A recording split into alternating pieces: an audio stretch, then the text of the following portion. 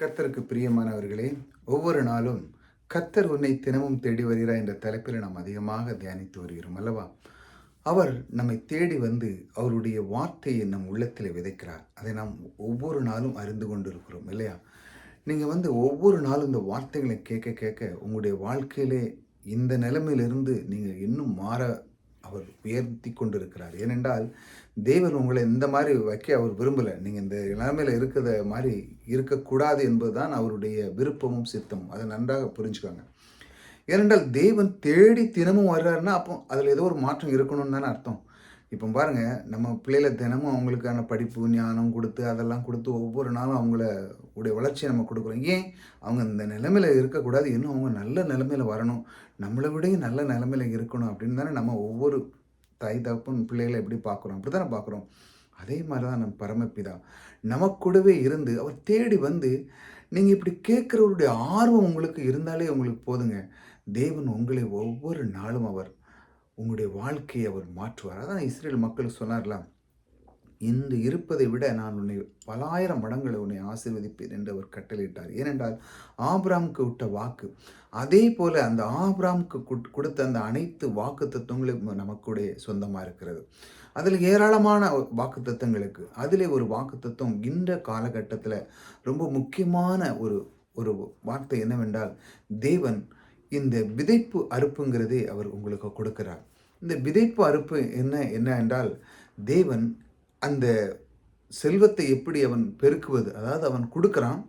அதனால அவன் பெறுகிறான். ஆபிரகாம் பாருங்க, அவன் கர்த்தருக்காக அவனுடைய எல்லாத்தையும் முதல் பலனை அவன் கனியை அவன் கொண்டு வந்து அவன் கர்த்தருக்கு முதலிலே அவன் கொடுக்கிறான். அதாவது அவன் கர்த்தரிடத்திலே அவன் வந்தது என்று அவன் அறிந்து, கர்த்தருக்கே அவன் சமைக்கிறான். அவன் எல்லாத்தையும் குடுக்குறான்.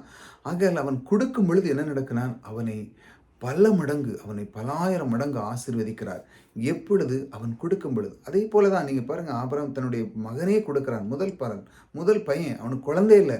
ஆனாலும் பாருங்க, முதல் பையனே எனக்கு பலியிடுன்னு சொல்றாரு. ஆனாலும் கொண்டு கொடுக்குறான் பாருங்க. ஆனா பாருங்க, தேவன் அவனுக்கு சொன்னாரு, "நீ எனக்கு இந்த செய்த அந்த முதல் கனியை, அந்த விதையை நீ எனக்கு தந்ததெல்லாம், உன்னுடைய சந்நிதி இந்த நட்சத்திரத்தை பார். அந்த அளவுக்கு உன்னுடைய சந்நிதி இருக்கும்" என்று வாக்கு கொடுத்தார். பாருங்க, அவன் கொடுத்தது ஒரு விதை தான். தேவனுக்கு கொடுத்த உடனே தேவன் எப்படி அவன் மேல் ஆசீர்வாதத்தை கொடுத்தார் பார்த்தீங்களா? அவனுக்கு எப்படி வாக்குத்தத்தங்களை கொடுத்தார். அதே போல உங்களுடைய வாழ்க்கையிலே இந்த விதைப்பு அறுப்பு, அது ஒரு விதை போல அவன் தேவனுக்கு கொடுத்தானோ, அதே போல இன்றும் அதே விதைப்பு அறுப்புங்கிற பிரமாணத்தின் மூலமாக உங்களுடைய வாழ்க்கை பொருளாதாரம் மாற வேண்டும் என்று அவர் விரும்புகிறார். நீங்க பாருங்க, இந்த உலகத்துல எல்லாமே கிறிஸ்தவ மக்களா இருக்கிறவங்க எல்லாரும் பாருங்க, எல்லார்கிட்டயும் பொக்கிஷமான ஒரு அன்பான ஒரு நம்மளுடைய கையில பைபிள் இருக்கு இல்லையா? அந்த இத எடுத்து படிக்கிறதே கிடையாது. அந்த பொக்கிஷத்தை நாம் திறக்கிறதே கிடையாது. அதிலிருந்து நான் என்னத்தை பெற்றுக்கொள்ள, அதிலிருந்து என்னுடைய வாழ்க்கை எப்படி மாறப்போகிறது? இவர் சொல்றாரே, விதைப்பு அறுப்புகிறத அதை எப்படி நான் பயன்படுத்த, அதை நான் எப்படி அதை லகுபடுத்த, அதை எப்படி நான் அதை செய்ய, எனக்கு இந்த நிலைமையிலிருந்து நான் மாறணும். என்ன எத்தனையோ இடத்துல நான் கடன் வாங்கி வச்சிருக்கேன், அப்படி வாங்கி வச்சிருக்கேன், இப்படி வச்சிருக்கேன். என்னுடைய நிலைமை மாறணும்னா நான் என்ன பண்ணேன்? அதற்கான வழி என்ன? கர்த்தர் எனக்கு என்ன கொடுக்க போகிறார் என்று அந்த வசனத்தை எடுத்து பார்க்கிறது கிடையாது, கேட்கிறது கிடையாது. ஆனால் நீங்களோ இதன் மூலமாக அறிந்து உங்களுடைய வாழ்க்கை இன்று இருப்பதை விட நீங்கள் 1000 மடங்கு பெருக வேண்டும் என்று தேவன் விரும்புகிறார். அது நிச்சயமாக நடக்கும். அது என்ன? இந்த விதைப்பு அறுப்பு எப்படின்னா, உங்கள் கையில் இருக்கிற பணம் கொஞ்சம் பணம் தான். நீங்க நினைக்கிறீங்க, என்ட்ட இவ்வளோதானுங்க இருக்கு, நான் கர்த்தருக்கு நான் குடுத்துட்டேன்னா நான் என்ன பண்ணேன்? அப்படின்னு நினைக்கிறீங்க. பாருங்க, நான் மறுபடியும் உங்களுக்கு சொல்றேன். ஆபிரகாமுக்கு ஒரே குழந்தை தான். அதுவும் ரொம்ப வருஷம் கழிச்சு பிறந்தது. ஆனாலும் கர்த்தர் சொன்ன அடுத்த செகண்ட்ல அவன் செஞ்சான் இல்லையா? ஏன் அதை செய்தான்? அவனுக்கு தெரியும், இதை பெருக்கிக் கொடுக்கிற வல்லவர் தேவன் ஒருவர் இருக்கிறார் என்று. அவன் முழுமையாக விசுவாசித்தான். அதனால தான் சொல்றேன், உங்கள் கையில இருக்கிற பணத்தை நீங்கள் விசுவாசியுங்கள். அதன் மேல் அதன் மேல் தேவன் எனக்கு இதை சொல்லி கொடுத்திருக்கிறார். இதை நான் இன்னைக்கு கையிலேருந்து ரிலீஸ் பண்ண போறேன். இத்தனை நாள் நான் பிடிச்சு வச்சிருந்தேன். ஆக நான் கொடுக்க போறேன் அப்படின்னு சொல்லும் பொழுது, உங்களுடைய உள்ளம் அதுக்குள்ள வரணும். நான் கொடுக்க போறேன். ஏனென்றால் பெருக்கத்தின் தேவன் உங்களுக்குள்ள இருக்கிறார். நீங்க இப்போ என்ன பண்ணிட்டீங்கன்னா, கர்த்தரை நேசிக்கீங்க. ஆனால் அவர் என்ன செய்ய முடியும் என்று உங்களால் அறிந்து கொள்ளவே முடியவில்லை. ஆமா. அறிந்து கொள்ளவே உங்களுக்கு தெரிய மாட்டேங்குது. ஏனென்றால் அந்த அளவுக்கு கர்த்தர் உங்களை ஆசீர்வதிக்கவர் உங்களுக்குள்ள இருக்கிறாருங்க. உங்களை ஒரு குறை வைக்க மாட்டார். அவர் சொல்லுகிறார், நான் உன் கூடவே இருந்து உன்னை பெருக்கத்தை கொடுப்பேன் என்று அவர் வாக்கு பண்ணுகிறார் பாருங்க. அந்த வாக்கு பண்ணுகிற அந்த தேவன் பாருங்க என்ன செய்கிறார்? அவருடைய வார்த்தை பாருங்க. உங்க கையில இருக்கிற அந்த பணத்தை அவர் என்ன சொல்லுகிறார்? நீ விதை.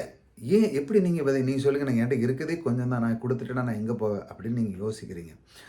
தேவன் அதை விதை என்று சொல்லிவிட்டார். எப்படி ஆபிரகாம் தன்னுடைய குழந்தையை கொடுத்து அவன் எந்த அளவு பெருக்கத்தை அவன் சன்னதி எந்த அளவு பெருகுதோ, அதே போல உங்க கையில் இருக்க கொஞ்சம் பணத்தை நீங்க விதையாக விதைக்க வேண்டும். அதனால தான் நான் உங்க வாழ்க்கையை மாற்றுவதற்கான அந்த வார்த்தைகளை நான் கொடுத்து கொண்டு இருக்கிறேன். அதால நான் செய்கிற இந்த ஊழியத்துக்கு நான் உங்களுக்கு நம்பர் கொடுத்துருக்கிறேன். நீங்கள் அதிலிருந்து நீங்கள் பயிற்சி பண்ணுவதற்காக அதை நான் கொடுத்துருக்கிறேன். இதிலிருந்து நீங்கள் விதைக்க கற்றுக்கொண்டு தேவனுடைய பெருக்கத்தை நீங்கள் அறிந்து கொள்ளுங்கள்.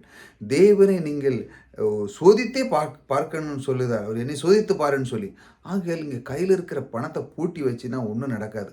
அதை என்னைக்கு கையிலேருந்து ரிலீஸ் பண்ணுறீங்களோ அன்னைக்கு பெருக்கம் உண்டாகும். அதனால தான் அவர் சொல்லுகிறார், உன்னுடைய வாழ்க்கையில் நான் 1000 மடங்கு பெருக பண்ண போகிறேன். ஆகையால் உன் கையில் இருக்கிற கொஞ்சம் பணத்தை நான் சொல்லுகிறேன், அது விதையாக நீ நீ கொடுக்கும் பொழுது அது என்ன மாறுதலை நான் உனக்கு காமிக்கிறேன் என்று சொல்லி அவர் உங்களுக்கு வாக்கு கொடுக்கிறார்.